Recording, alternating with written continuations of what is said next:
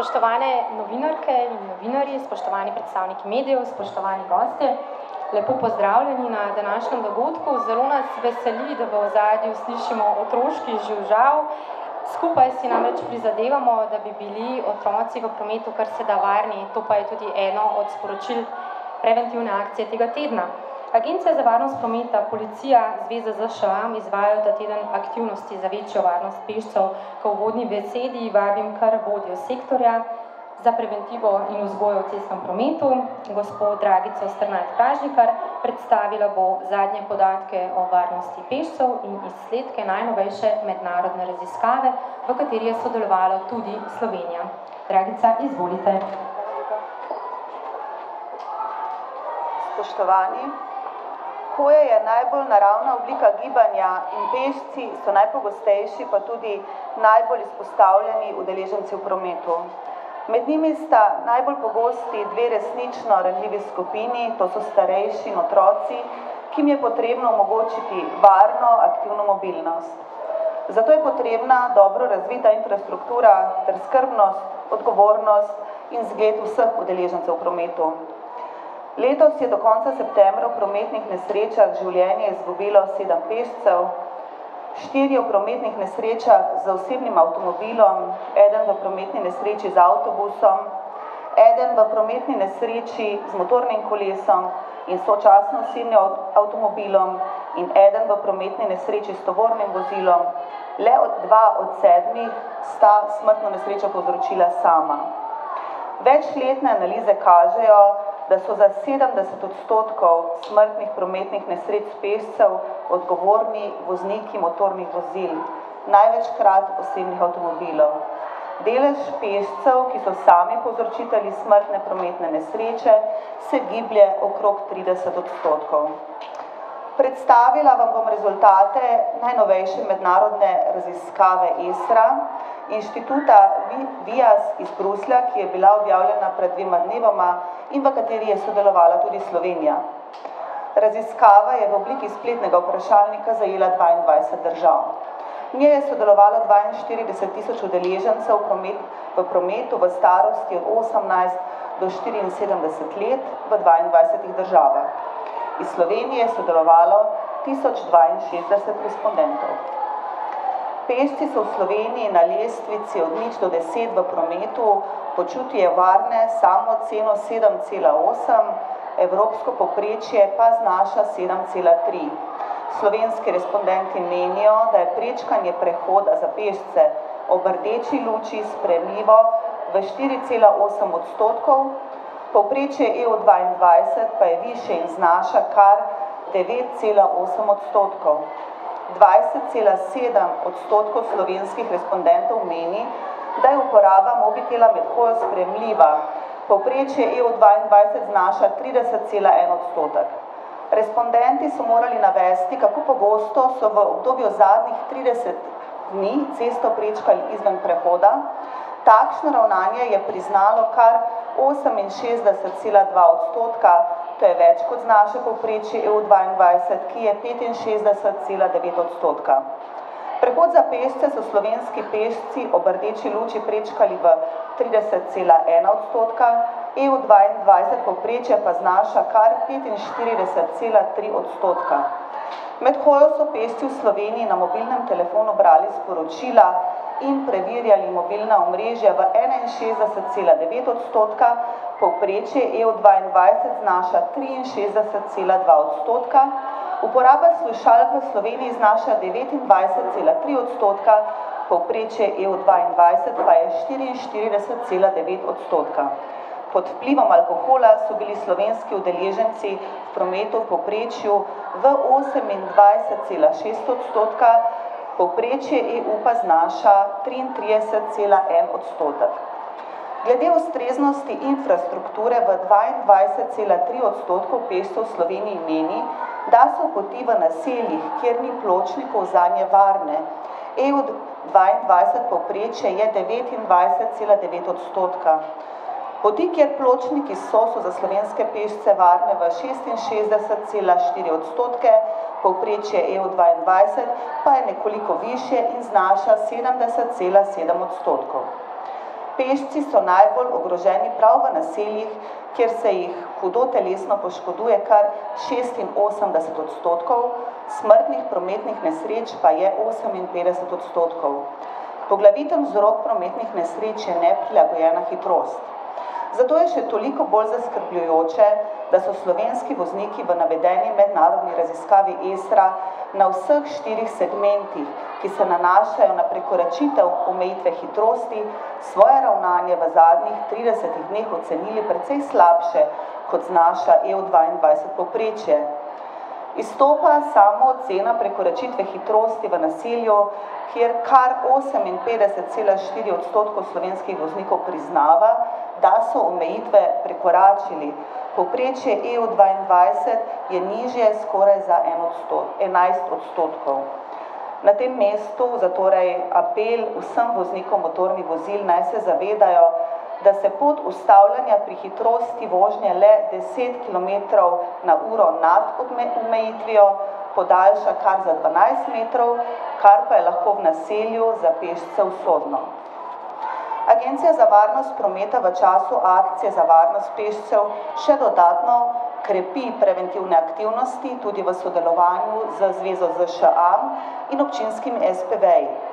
Ta teden po vsej državi izvajamo izobraževanje osnovnošolcev z interaktivnim šotorom Vitko, ki ga bo obiskalo več kot 2100 otrok. Po Sloveniji bomo v jesenskih mesecih razdelili 41.000 odsevnikov in skupaj organizirali vrsto aktivnosti.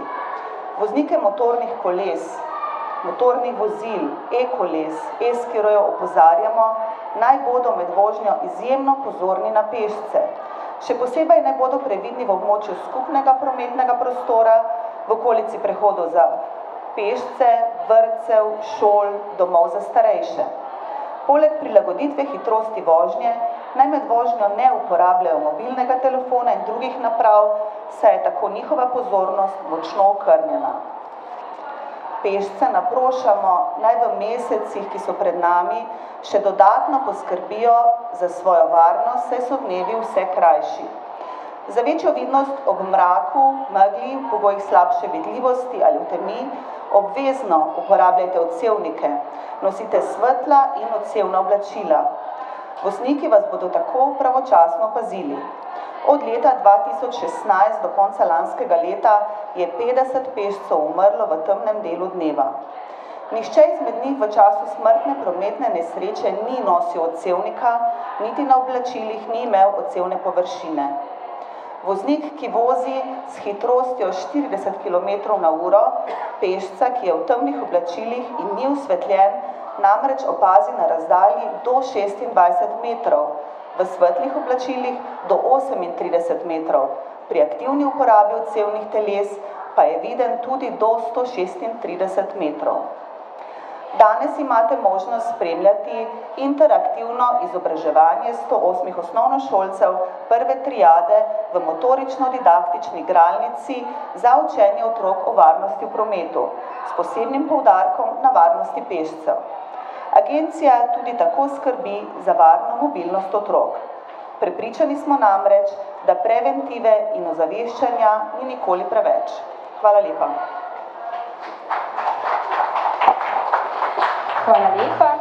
Sedaj pa k besedi vabim Matjaža Leskovarja, višjega samostojnega policijskega inšpektorja v sektorju prometne policije. Lepo pozdravljeni. Seveda tudi policija sodeluje v preventivni akciji Bodi viden, bodi previden. Policija naloge v zvezi z varnostjo pešcev izvaja skozi vse leto. V tem tednu, ko poteka akcija, bodo naše naloge policisti izvajali intenzivneje kot sicer. Danes bomo verjetno velikokrat slišali, da so pešci najbolj ogrožena kategorija, skupina v cestnem prometu. To drži. Namreč pešec nima nobenih zaščitnih sredstev, ni v vozilu, ne varuje ga nobena pločevina kot voznika, vendar se tega očitno včasih premalo zavedamo. Želim predstaviti problematiko mogoče za dve strani. Prvi z vidika pešcev. Z akcijo želimo vplivati na pešce da začnejo spoštovati prometne predpise, predvsem zaradi svoje lastne varnosti. Na eni strani. Na drugi strani pa opozoriti voznike vozil, da pazijo na pešce, da se zavedajo, da so ti bolj izpostavljeni in bolj ogroženi. Kar ugotavljamo je, da mogoče se pešec počuti najbolj varno pri prečkanju na prehodu za pešce. Vendar v letošnjem letu beležimo 2 prometni nesreči s smrtnim izidom, kjer sta bila povožena pešca prav na prehodu za pešce. Pri ostalih delih cest, kjer pešec prečka cesto izven prehoda, tam je pešec malo bolj pozoren, pogleda okoli sebe in seveda je to, bomo rekel, prečkanje bolj varno. Na drugi strani se srečujemo z vozniki, ki pogosto izsiljujejo pešce na prehodih za pešce, ne prilagodijo hitrosti. V naseljih, kjer si pešci delimo prostor z ostalimi udeleženci, kolesarji, vozniki lahkih motornih vozil, pa tudi tam nismo dovolj pozorni drug na drugega. Policija bo v tem tednu izvajala svoje aktivnosti in beležila kršitve tako pešcev, kot tudi ostalih udeležencev. Mi si želimo, da bi bilo to sobivanje pešcev z ostalimi udeleženci čim bolj varno. To je tudi kvaliteta življenja. Seveda, starše, vse odrasle, bi pa opozorili, bodimo vzgled svojim otrokom. Letos beležimo 2 smrtni žrtvi, v katerih sta umrla 2 otroka. Tukaj bi opozoril predvsem na prvošolce in na tiste otroke iz vrtca. Ti ne smejo biti samostojno udeleženi v cestnem prometu. Starši, rejniki, vsi ostali smo dolžni poskrbeti za njihovo varnost in omogočiti, da se iz tega nekaj naučijo in da bodo seveda, ko bodo samostojno udeleženi v cestnem prometu, tudi bolj varni. Mi si želimo, da oziroma zasledujemo vizijo nič in si želimo, da na cesti ne bi bilo nič smrtnih žrtev, tudi med pešci, ki so najbolj ranljivi, seveda. Zato bomo vse aktivnosti tudi po poteku te akcije usmerili v varnost pešcev, posebej zato, ker prihajajo krajši deli dneva, meni temni del dneva podaljši del in pešci, kot ste slišali, smo seveda v tem delu še bolj ogroženi. Zato želim vsem ostalim oziroma vsem udeležencem varno pot, pešcem pa pazimo nase in pazite tudi ostali na nas.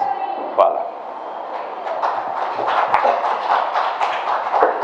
Hvala lepa. Ugotovitve iz znanstvenega članka glede opredelitve vida pri voznikih B kategorije ter lastnosti očesne leče in mrežnice z vidika staranja bo predstavil profesor dr. Marko Havlina iz očesne klinike UKC Ljubljana. Profesor dr. Havlina, izvolite. Lep pozdrav vsem skupaj.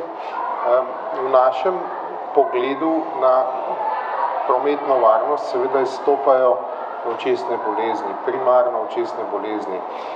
Tisto, kar je izjemno pomembno poudariti, je to, da je pri preventivnih pregledih, ki so v Sloveniji uzakonjeni, pomembno ločiti med starostniki, recimo, ki nimajo očesnih bolezni, od tistih, ki jih imajo in seveda vseh ostalih udeležencev v prometu.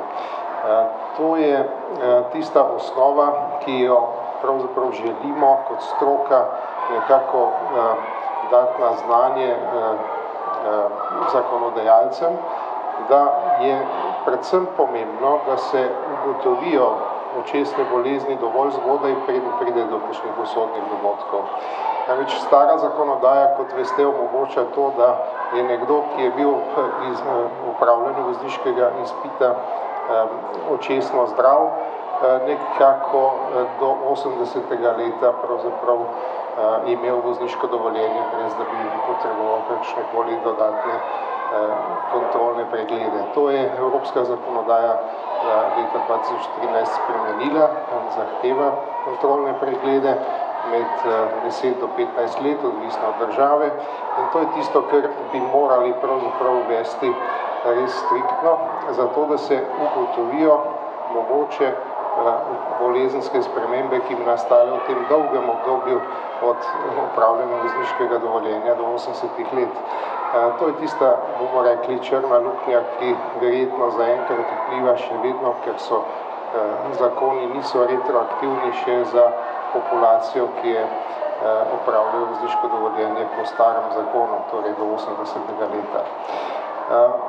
Namreč prihaja do velikih diskrepanc včasih v tem smislu, da so starostniki, ki so sicer očesno zdravi, podvrženi mogoče preveč zahtevnim pregledom in jih zaradi tega nekako izločamo in s tem povzročamo tudi določene psihične težave. Po drugi strani pa, kot rečeno, je lahko populacija nekje tistih, ki so doživeli neke očesne bolezni, izjemno ogrožujoča za promet, pa jih nekako ne odkrijemo.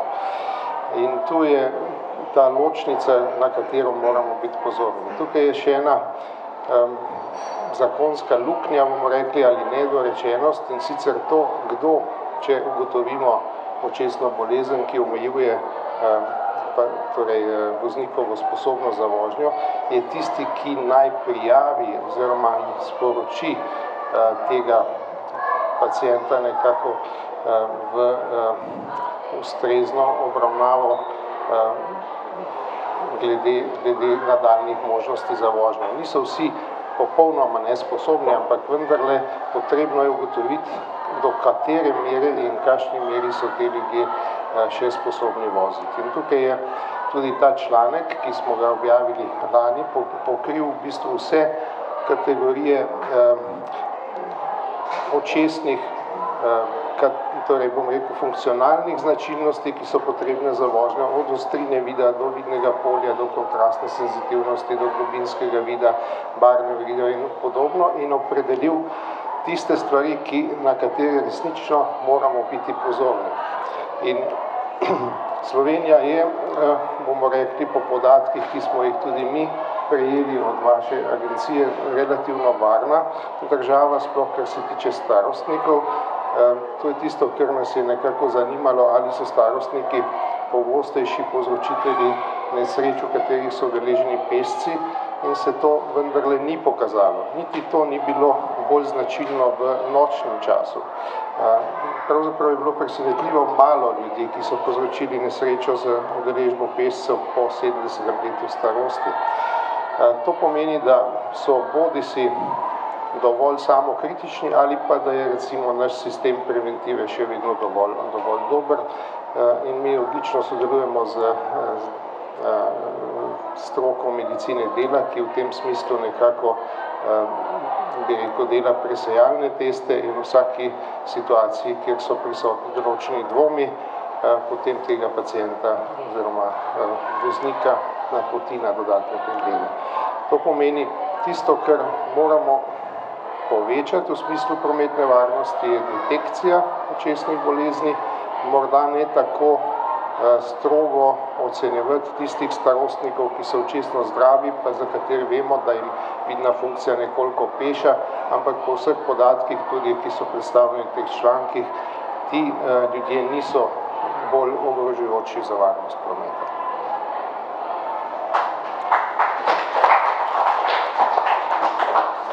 Hvala lepa. Dr. Fadim Mušinović, generalni sekretar Zveze za ŠAM, bo predstavil aktivnosti Zveze in prostovoljcev.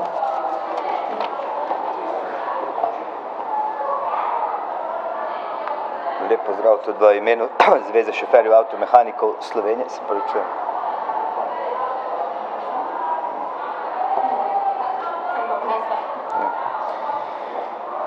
Sem predstavnik Zveze šoferjev avtomehanikov Slovenije. To je najstarejša nevladna organizacija v Sloveniji, ki je trenutno na področju varnosti v prometu, ki je člansko organizirana in razporejena za svojimi združenji po Sloveniji.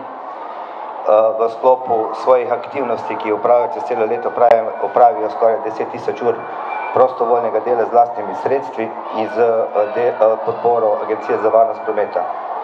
Ves čas sledimo viziji nič in zagotavljamo varne šolske poti ter svoje aktivnosti usmerjamo predvsem v trenutno mogoče najstarejšo populacijo v Sloveniji, to so starostniki nad 65 in 70 let, za kateri se pa še ne zavedamo, oziroma kot je prej pred mano doktor omenil, mogoče še niso tukaj navadni v prometu, ker sledijo nekim trendom bolj kot mladi in se moramo zavedati, ne glede na to, da je starejša populacija, da je v svetu še trenutno največji vzrok otrok in mladostnikov so prometne nesreče.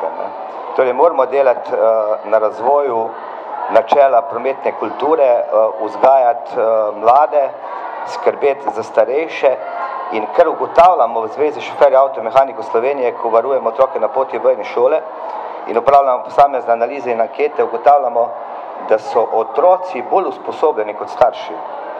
Da otroci za starši z rokami peljejo otroke mimo prehoda za pešce in pri tem še nekateri zatiskajo oči, ki bi morali morda ukrepati. Mi se zavedamo, da ni samo akcija pešca v tem tednu, ampak je akcija pešca celotno leto in največ pozornosti bo še posebej treba primerjati udeležence v prometu, na pločnikih in kolesarskih stezah so tej električni skiroji. Prihaja do takšnih in drugačnih nesreč, ki morda sploh niso prijavljene ali pa sploh ne prihaja do poškodb, prihaja pa do zlorab teh vozil, prihaja pa tudi do napak strani pešcev.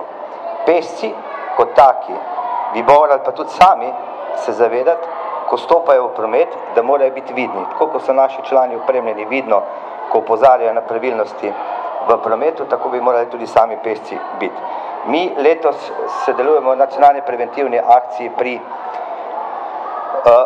ob zaključku in koncu, zdaj ob zaključku pouka in začetku teh tako imenovanih krompirjevih počitnic in potem tudi ob začetku pouka sledimo svojem sloganu, ki smo ga letos začeli razvijati, vidni v prometu, zavezani življenju in s poudarkom za življenju. In moramo se zavedati, glede na situacijo, kakšna je, pa številke, da ob koncu leta prometna situacija na tako majhni državi, pa z zelo neurejeno infrastrukturo, ne bo dobra. In pa tudi, če bo dobra, vsaka smrtna žrtev vemo, koliko prispeva k dražjemu BDP-ju.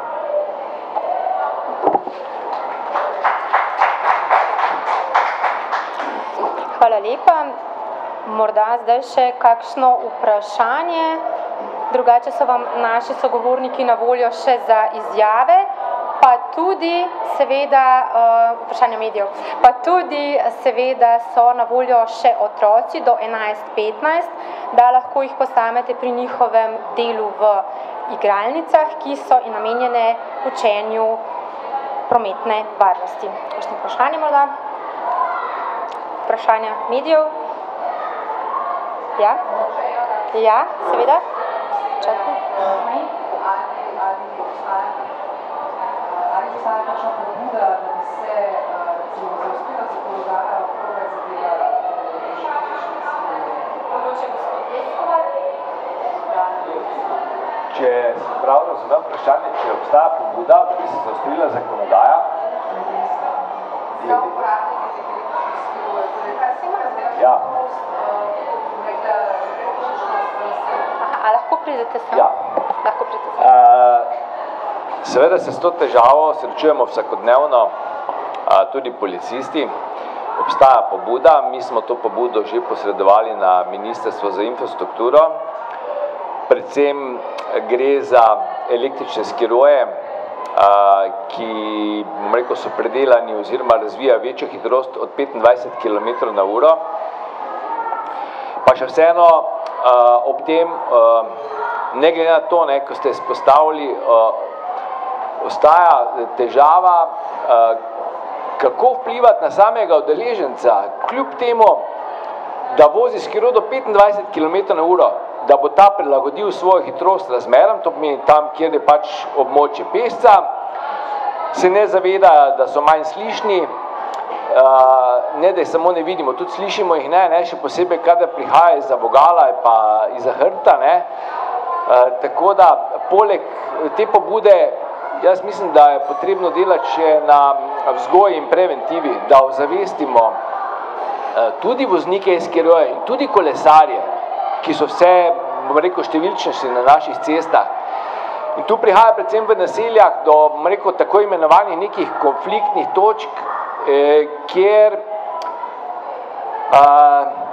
si drugega ogrožamo. Pešci najdemo na kolesarskih stezah, voznike SKR-ja in kolesarje na pločnikih, a ne? Mogoče bi tu opozoril še na eno stvar, ki prej nisem poudaril. Velikokrat prihaja do različnih dogodkov, predvsem v naseljih. To meni do trka pešca, SKR-ja, voznika SKR-ja oziroma kolesarja. Tu bi jaz mogoče apeliral, da v takem primeru, da si izmenjajo podatke, ne glede na to, da ni noben poškodovan.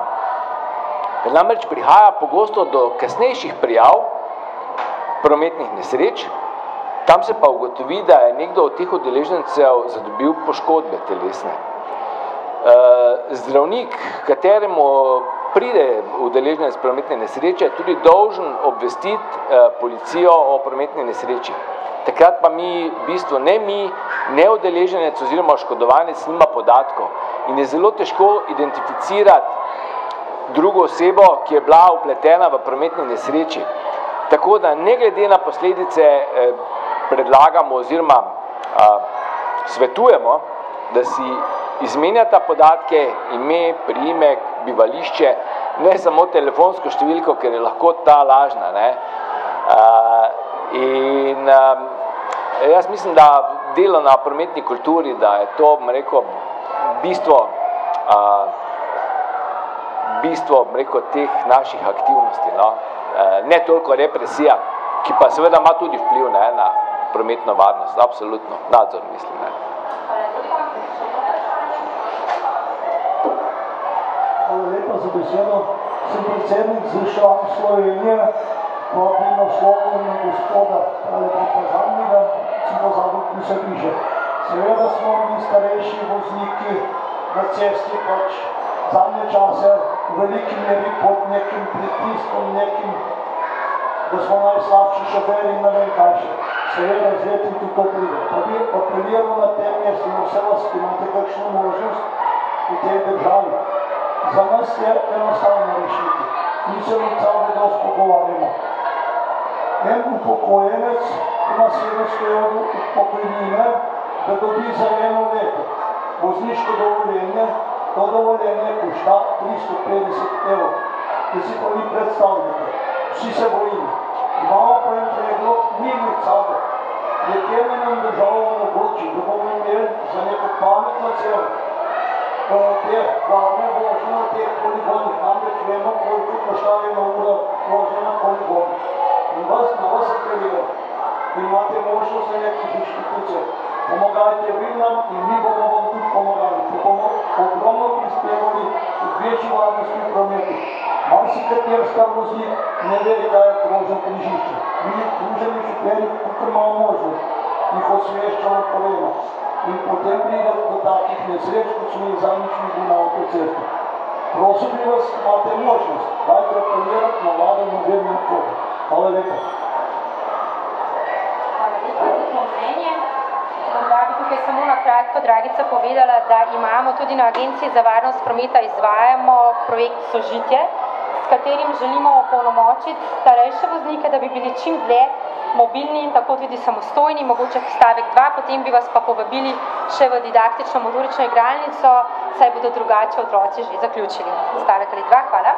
Torej, kot je povedala gospa Komardej, tako kot izvajamo številne programe za mlade, izvajamo na Javni agenciji za varnost prometa tudi program Sožitje, ki je namenjen ravno tej starejši populaciji. Tukaj opozarjamo na vse te vidike, tudi zdravstvene, in se še kako strinjam tudi z doktorjem Havlino k njegovemu izvajanju. Torej, obnavljanje cestno-prometnih predpisov, tukaj je treba povedati, da starejši vozniki so zainteresirani, naše delavnice so vedno zelo dobro obiskane in v okviru teh delavnic je možna tudi vožnja za inštruktorjem, tako da pozdravljam tudi interes, zainteresiranost starejše populacije, ker sami vemo, vsi si želimo da smo čim dlje v prometu, kajti to nam daje seveda samostojnost, seveda pa agencija apelira, da ti udeleženci morajo biti tudi varni. Tako da jemljemo na znanje tudi vašo pripombo, hkrati pa vabimo seveda, da se udeležite naših delavnic sožitja, ki so namenjene ravno tej generaciji. Hvala lepa vsem sogovornikom. Zdaj vas vabim, da ostanete z nami še za izjave in se zahvaljujem vsem za udeležbo. Hvala.